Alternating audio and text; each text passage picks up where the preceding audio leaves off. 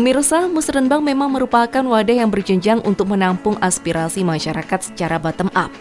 Setiap usulan kebutuhan dari masyarakat akan dikumpulkan dan diproses untuk dirumuskan menjadi rencana pembangunan yang sesuai dengan kebutuhan daerah. Hal tersebut juga seperti yang dijelaskan oleh PJ Wali Kota Kediri, Zenaria.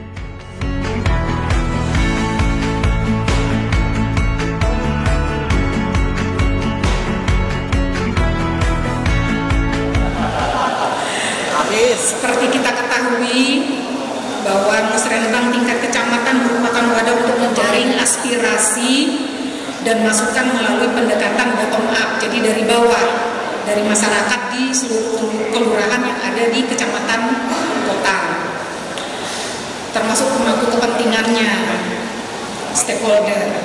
Nah, Musrenbang ini dilakukan secara berjenjang mulai dari kelurahan. Kalau kelurahan saya nggak datang ya, saya berharap camat dan OPD itu datang menghadiri, mendengarkan curhatan, usulan, saran, masukan, cercaan lah juga.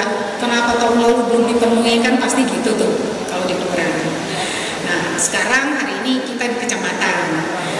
Besok Maret ya, karena berdasarkan surat edaran kemarin baru di-share, surat edaran Menteri Dalam Negeri bahwa untuk dokumen perencanaan RPJMD 5 tahunnya Bu Vinanda dengan Gus Kowim dan juga RKPD kalau nggak salah sama perubahan itu harus selesai di bulan Mei.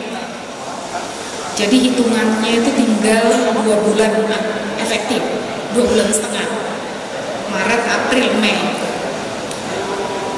Padahal secara normatif di Permendagri nomor 86 tahun 2017 itu 6 bulan setelah dilantik baru paling lambat ya Pak Sekda ya penetapan. Tapi sekarang nggak nyampe 6 bulan, diminta Mei Bu Vinanda dan Gus Kowim. Jadi nanti nggak jalan kerjanya, lari.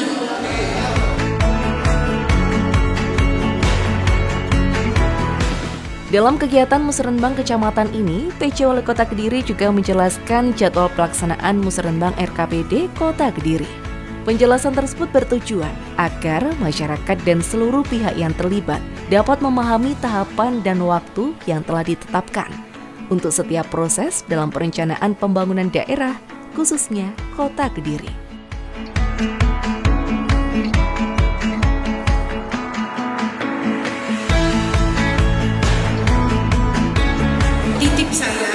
Jangan sampai nanti penilaian dari Kemendagri Kota Kediri dianggap lambat. Kalau lambat itu ada sanksinya, ya Pak Sekda ya. Kalau Pak Sekda besok pasti nggak berani Bu Vinanda ngasih tahu kecuali dipanggil Ibu. Jadi kesempatan inilah kita ketemu dan DPRD juga nih anggota tidak boleh lelet-lelet, ya harus mikirin bahwa ada jatah waktu priorisasi yang harus dikejar. Nah, ini tolong dibantu nanti agar cepat selesai dan bukan mau dapat juara sih. Paling tidak kita diapresiasi oleh pusat nanti bahwa kita Kediri sudah selesai, tapi selesainya harus berkualitas, jangan tidak berkualitas. Itu catatan saya terakhir di dalam pembahasan dokumen perencanaan ini. Dan juga ini sesuai dengan Perwali nomor 5 tahun 2015 tentang petunjuk teknis musyawarah perencanaan pembangunan Kota Kediri.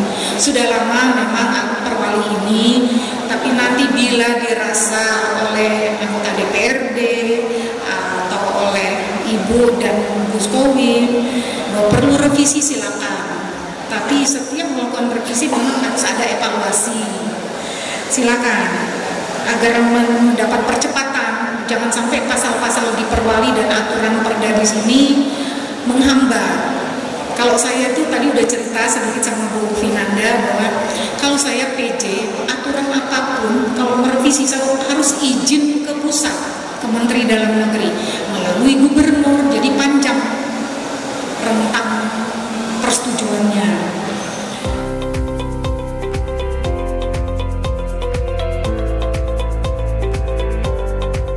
Vinanda Prameswati, Wali Kota terpilih didampingi oleh wakilnya Gus Kowim, juga menjelaskan bahwa saat ini telah berkoordinasi dengan PC Wali Kota Kediri dalam masa transisi yang disesuaikan dengan visi misi Wali Kota sekarang, yakni membawa Kota Kediri untuk lebih mapan.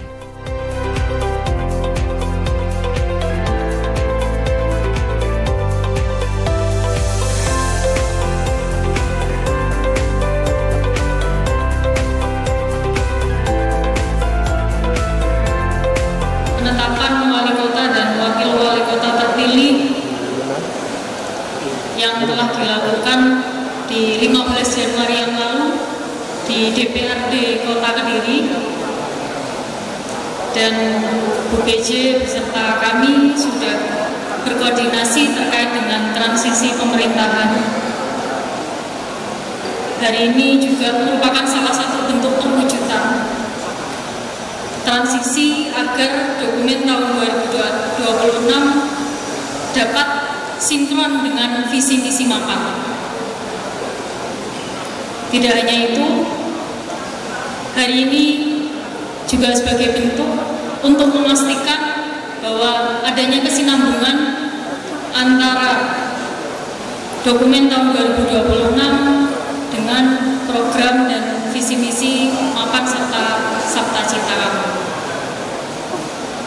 Tentunya kami ingin mengucapkan terima kasih atas dukungan dari Ibu PJ Wali Kota Kediri.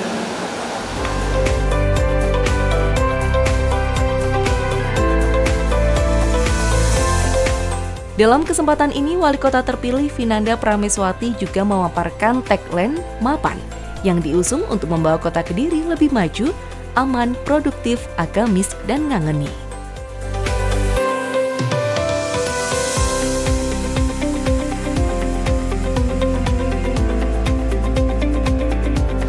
Terkait dengan visi misi, saya rasa ketika saya dan Gus Paul berkampanye, kami sudah banyak menjelaskan. Tagline kami adalah tagline MAPAN: maju, agamis, produktif, aman, dan juga ngangeni. Pada saat itu, maksud dari maju itu adalah maju dalam segala aspek bidang, baik itu maju di bidang pendidikannya, kesehatannya, ekonominya, serta infrastrukturnya. Kemudian maksud dari kata agamis, saya berharap masyarakat Kota Kediri ini tetap memegang teguh nilai-nilai agama. Karena Kota Kediri ini menurut saya punya banyak potensi dan kota yang kaya. Bahkan Kota Kediri ini masuk di 10 besar kota terukun. Seperti itu. Harapan saya dengan potensi-potensi agamis yang ada di Kota Kediri, peringkat ini bisa meningkat. Yang tadinya 10, syukur-syukur nanti ke depan dengan adanya banyak pesantren, kemudian adanya juga pendidikan keagamaan, entah itu di agama Kristen, kemudian Hindu dan lain sebagainya. Apalagi ada FKUB. Harapan saya ke depan Kota Kediri bukan di peringkat 10 lagi. Syukur-syukur ke depan semoga bisa di peringkat pertama.